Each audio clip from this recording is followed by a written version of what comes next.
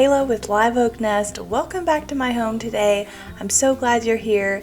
Today I'm going to be sharing a couple of fun projects, a few summer decor DIY ideas that you can use in your home. So I'm going to jump right in. Let's get started. Okay, so for this first project here, or DIY, we are going to be making a do-it-yourself candle. So this came from Hive Home. It's a little online shop and they were sweet enough to send this to me, and I'm so excited to just kind of collaborate with them on this project because I love candles. Y'all probably know that. I keep them burning all the time. I like that these are clean candles. They use soy wax and they use clean fragrance to scent your candle. So I'm pretty excited about this. I picked out the coconut milk and mango scent, and we're going to use their little kit. So this wood bowl here has a fire retardant applied to it, so it's not going to catch fire. And so they send you everything that you need to make your candle. So to get started, I'm going to pull out the wicks that they have. They recommend that you use hot glue, but they also include a couple of little sticky adhesives if you don't have your hot glue gun nearby. So you could use those, but you just want to use some hot glue, cover the entire bottom of the wick plate, and then adhere it to the wood bowl, and then you just want to space them evenly and give it about an inch on either side from the edge of the bowl. So once you have your wicks glued in, we're going to move on to melting our wax. So the first thing you want to do is dump all of your wax into a microwave safe bowl. You could also use this or do this on the stovetop if you preferred, but I just dumped it all into this glass dish that I have. And it depends on the kit that you have, but for this kit it was the entire bag. And then I popped that in the microwave, and you want to get it to 160 degrees until all of the wax flakes are completely melted. And for my microwave that took about 2 minutes. And then once you pull it out of the microwave, then you're going to add in your fragrance oils. So I like to burn fruity scents in the summertime, so I chose the coconut milk and mango scent. So I'm going to dump that whole little container in there. They have measurements if you're using a different kit, but it tells you how many ounces of fragrance to pounds of wax. So for this kit, I dumped all of it in there, and I'm just using just a wooden popsicle stick to stir everything together really well. And then you're going to want to let it sit for just a little bit and let it cool. You'll kind of start to know when it's time to pour it when it starts getting a little bit cloudy. So once it reaches that look, then you'll be ready to pour it into your bowl. So here we are, we're just going to pour it right on in. It's so super simple and such a fun little DIY. So once you get it completely poured into your mold, and you just want to wipe out your glass jar. So this one we do use in the kitchen, so I used a heat gun to make sure I had all of the wax melted out and wiped it down really well, and then just washed it really good with hot water and soap, and it cleaned right up. So the next thing you want to do is just sit and let your candle fully cure and harden. So you can leave it overnight, which is probably the best idea, before you go back and trim your wicks. So when it's time to trim the wicks, you want to trim them to about 1/4 of an inch, and then you're ready to light your candle. So the first time that you light your candle and burn it, you want to burn it about 3 to 4 hours so that the wax on the top is completely melted, and that will just make sure that you get a really good burn out of your candle, and that it doesn't start kind of leaving those little divots right around the wick, and then you're not able to burn all of your wax. So I just love this little project. It's such a great fun thing to do this summer, and once you finish this burning your candle, you can just order another refill kit. So Hive Home was generous enough to give me a coupon code. It's 20% off anything you want to order from their website, including these candle kits. So I'll link them in the description below along with the coupon code.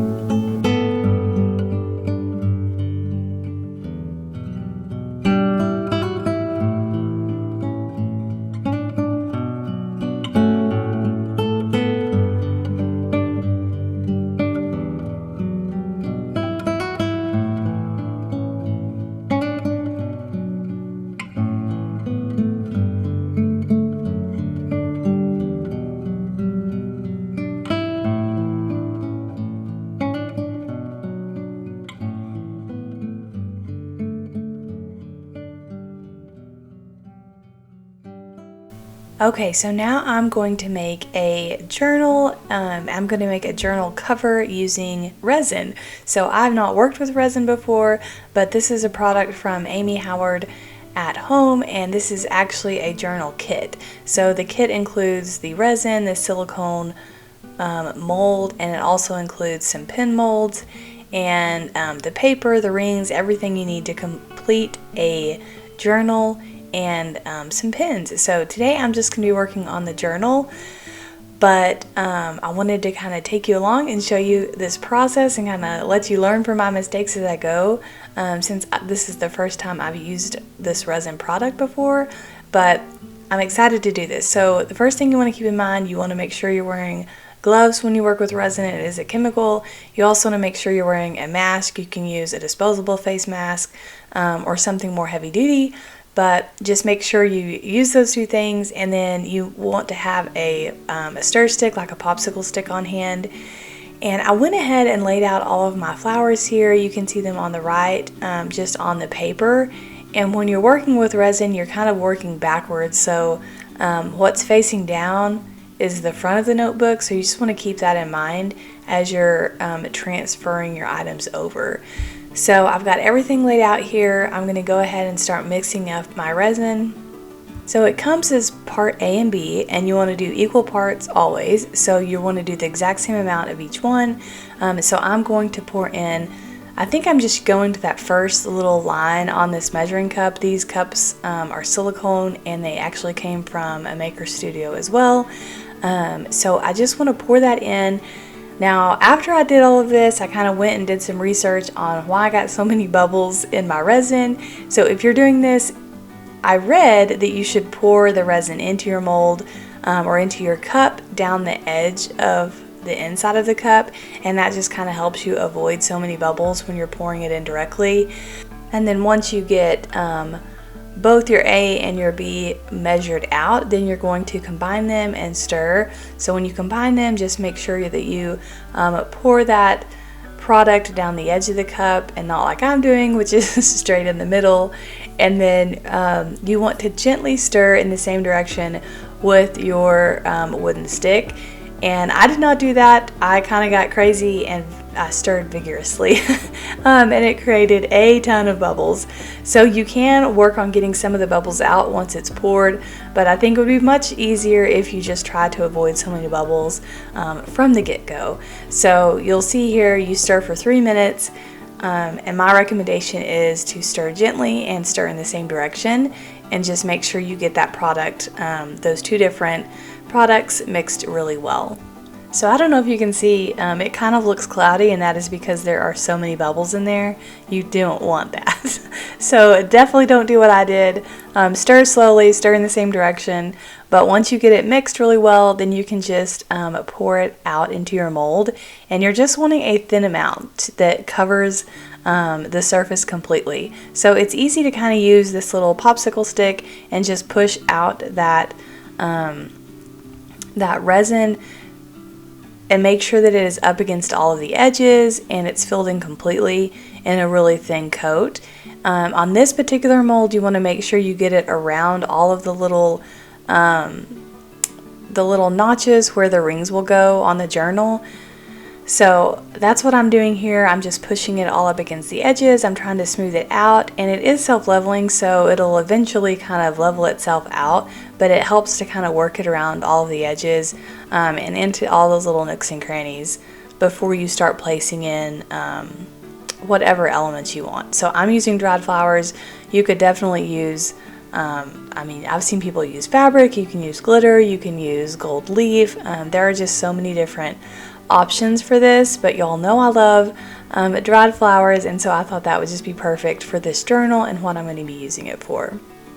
So it does help to kind of turn the mold, look at it from different angles, look at it under a good light, just to kind of help make sure that you've got that first layer good and solid, and it's covered that mold completely.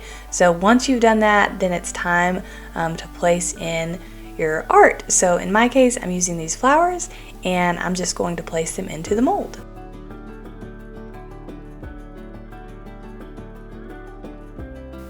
So So you want to keep in mind that when you're placing these flowers, you want to place the front of the flower toward the bottom of the mold or toward your desktop or whatever you're working on, because the bottom of that silicone mold is actually the front of the journal. So just be mindful of that. I noticed actually after the mold dried and I looked at my journal, I mean, you could really, with dried flowers, either side would work, honestly. But if you're doing something that's like a paper butterfly or something and there's just a print on the front and not the back, you want to make sure that that butterfly is facing down so that it will be on the front of the cover. So I gathered some of these dried flowers were some that I've gathered and pressed, and some were some that I found on Etsy. So I just kind of used a mix, placed them around, and then used that little stick here in a bit. You'll see me kind of moving things around. And I also had some tweezers would be good to have on hand, because when you place them in that resin, sometimes they kind of slide around a little bit. And it's kind of nice to be able to like pick them up and readjust them without tearing them. And it's too messy to try and get your fingers in there, especially working with something really small like these little dried flower petals.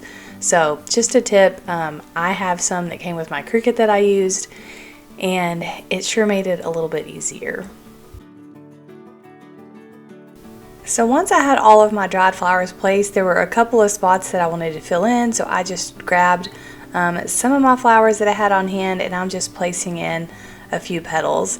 And then once I get it basically how I want it to look, then you're going to take the mixture of resin that you have left over, and you're going to want to gently pour it over the top of your artwork.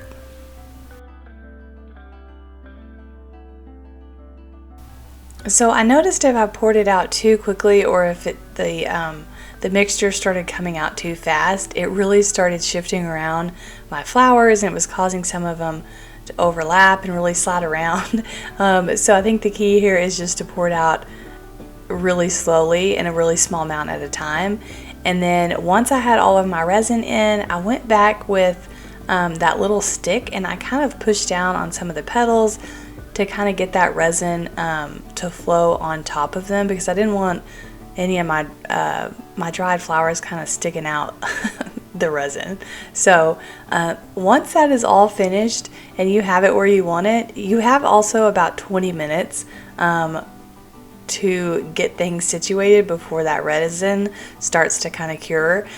And it says it can take up to 10 hours before it's really fully cured, but mine was way longer than 10 hours. We do keep our house pretty cold, especially at night, and it was sitting to where there was a draft on it, and it was not completely cured the next day and even the next day. So you do want to make sure you set it on a flat surface and then just give it ample time to cure. When I came and checked on it after about 12 hours, it was hardening. I knew it was working, but I could take it out of the mold and then it would just kind of start like slowly bending. So I knew it wasn't completely cured yet. So I would just say feel free to give it longer to cure. If it's still not completely hard after 10 hours, don't worry about it. Just give it a little bit more time.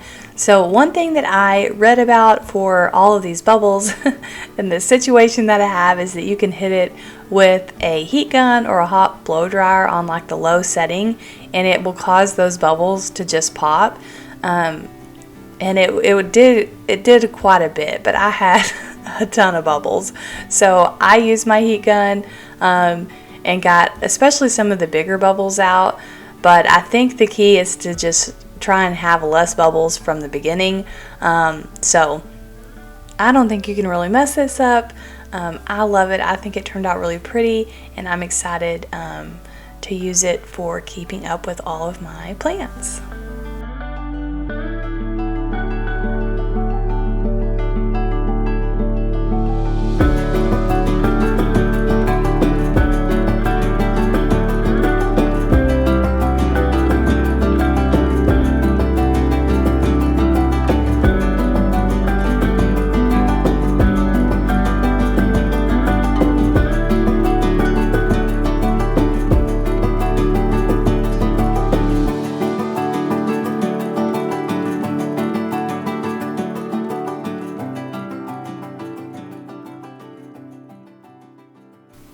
So next up, I'm going to be creating some mini art prints using these IOD frame molds. These are Iron Orchid Design molds and some prints that I downloaded from Country Lane Living on Etsy.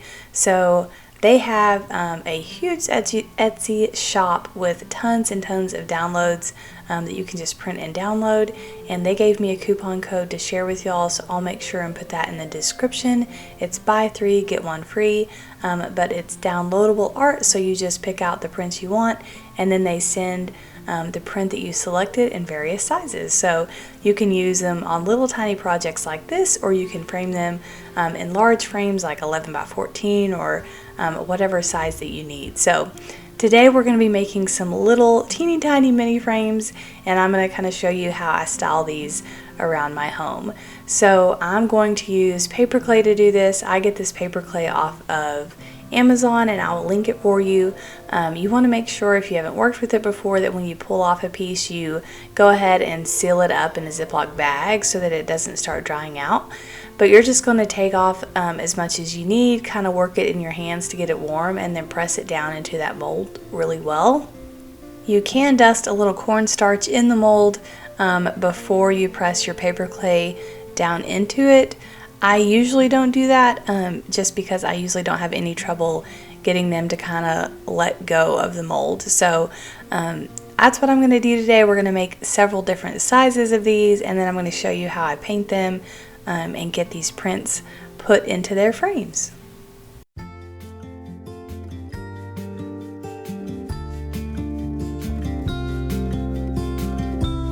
Follow me out down to the bay. Forget all the worries when you're with me. Let every wave gently kiss away some of the hardness from those brief yet gloomy days.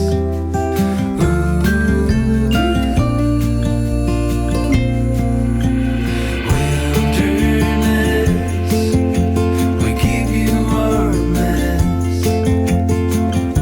We're so blessed to have you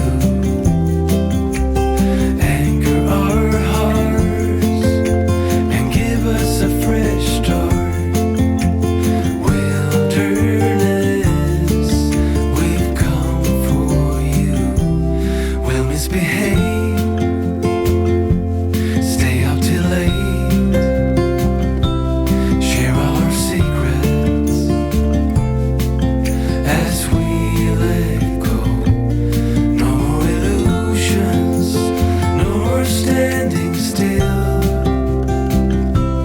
Our love fusion will never cease to thrill.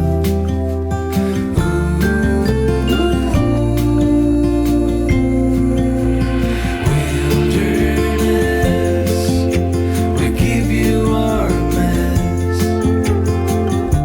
We're so blessed to have you anchor our hearts and give us a fresh start. Wilderness, we've come for you. Like feathers in the wind, we dance along. No urge of acting strong. Wilderness, we give you our mess.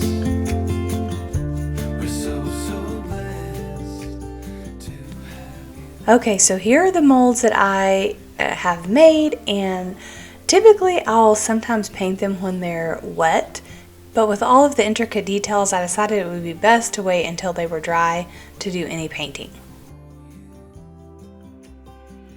So once they were dry, I started using my paints and just trying to figure out kind of which look I liked best for these. So this white one here is just plain Jane. I left the back here, you can see, is the dried paper clay. It's a white color when it's really dry, And then I did put a coat of chalk paint on the front of it, and I just used this Jolie chalk paint in Dove Gray. It says it's a gray, which I guess it has a tiny tint of gray, but it looks like a nice white. So I like to use a chalk paint as a base coat on things, especially if I'm going to use acrylic paint on top of them. I just feel like it gives the acrylic paint something better to stick to. I don't know, that's just kind of my preference. So here are the prints that I'm going to be using, and I've cut a few of them out just to kind of help me decide what color I want to paint my picture frames. But you could literally do so many different colors and styles and techniques with these frames, which I really like about that. You can be as creative as you want, or you can do it as quickly and simply as you want. So I wanted to show you how I painted a couple of these and the colors that I used, so that if you like that look, you can recreate it. And then I'm also going to paint this one that's white. I'm just going to paint it in gold and kind of show you how I do that. So this first one here, I layered on a couple of different colors. I used the Swedish Gray from Jolie Paint, and then I also used the color Linen, and I kind of gave it like a concrete look, and then I brushed on a tiny bit of gold. That's this champagne gold. It's an acrylic paint from Hobby Lobby, and I just feel like it gives it kind of a antique look. I don't know, I kind of liked how this one turned out, and I just thought it went well with this little picture that I picked to put in this particular frame. So these two little ones here, I started off using some antique gold rub and buff, and it looks nice in the video here, but in person it just looked really too orange for me, and so I decided to go in a different direction.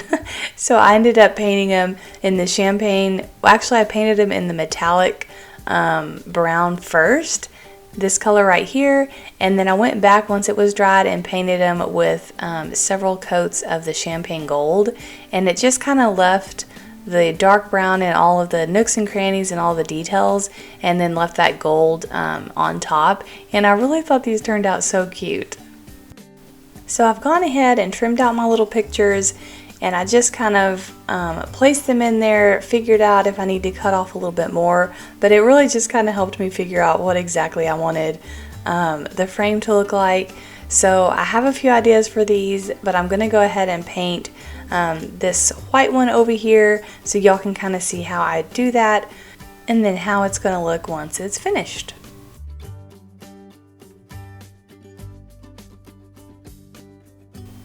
And the champagne gold is pretty translucent, so it takes a good amount of coats to get the color I like. So I'm going to paint this first coat here so you can kind of see what it looks like, and then I'll go back once it's dry and put a couple more coats on so it gives it a really good opaque coverage.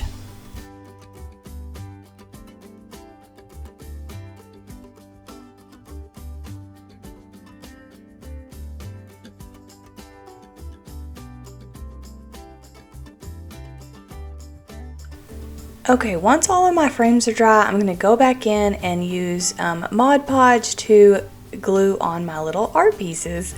So I used my fingernail on a couple of these to make sure I had the right size, and I just kind of laid it on top of the frame and then pressed around the edge with my fingernail and then cut off that excess paper. I did put these in Adobe Illustrator to create my templates, but you could probably use Canva, or you could just shrink them down really low and then just cut off what will fit in your picture frames. So I just think these turned out so cute. I did want to mention too, after I printed off my templates, I sprayed my piece of paper with a little bit of just a matte sealer because I didn't want the Mod Podge to make the ink run. I did print these on my inkjet printer, and so I just wanted to take that precaution when I put the Mod Podge on. I didn't want to make it smear all over the place. So I did, after I had them glued down on the bottom, I went back and put a nice coat on the top as well that'll just protect them in case they get wet or anything like that.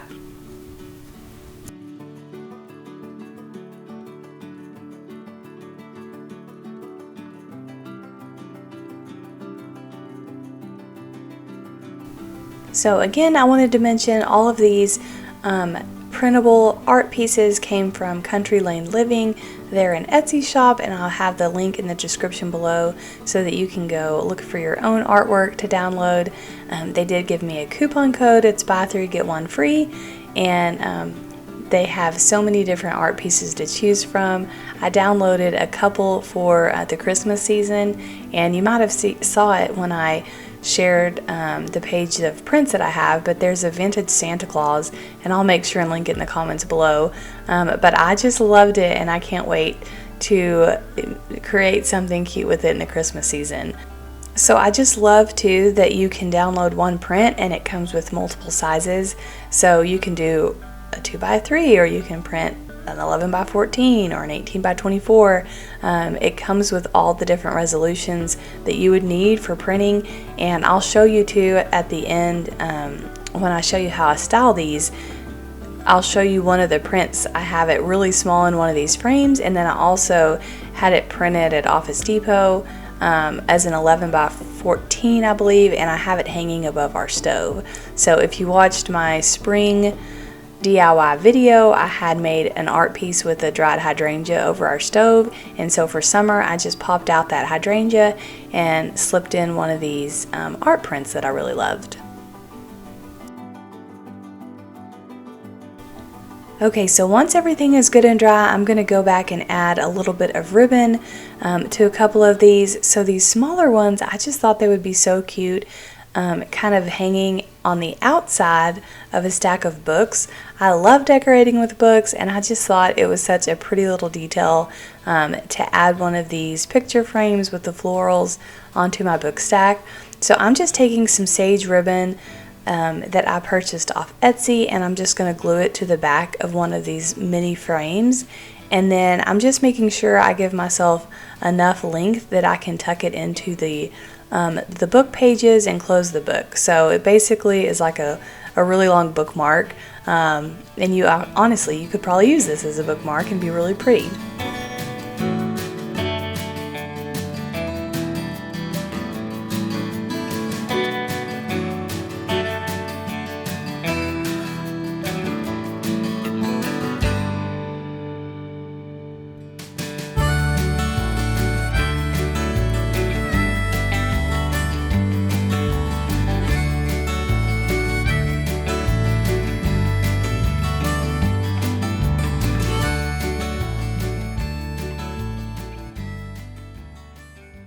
So for the other small frame I have, I thought it would be really pretty to attach it to this ribbon and hang it from a cloche. So I'm going to do that here.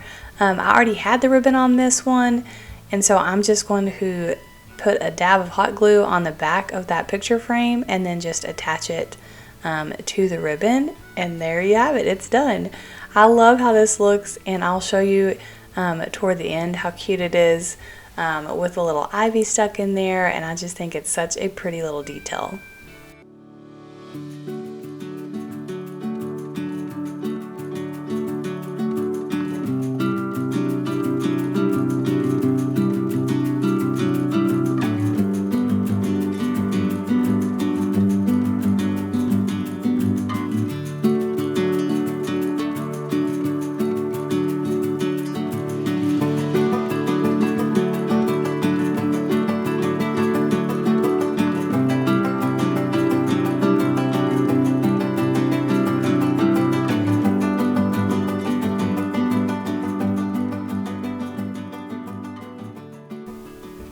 Okay, so for this one I decided to just put a little loop on the back of it basically, and use it to hang anywhere. You can hang this from a lamp, a doorknob, a little key, a little hook, really anywhere you have. I mean, if you have a little peg shelf, this would just be adorable hanging on it.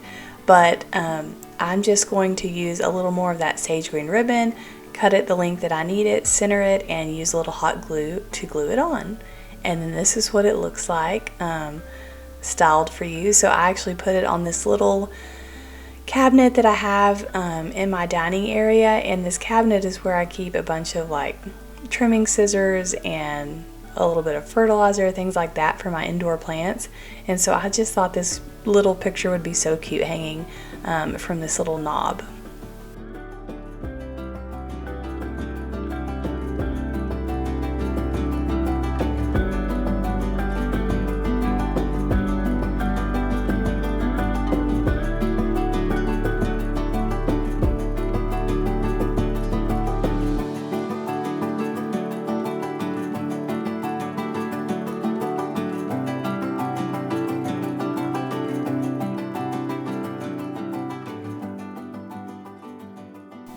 And I wanted to show you too how this exact print looks larger and blown up. So this is 11 by 14 and I just had it printed at Office Depot, trimmed it and put it in this frame here.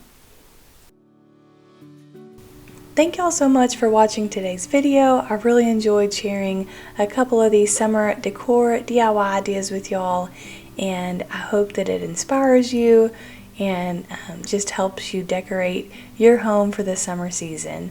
So I hope to see you again soon. Y'all take care.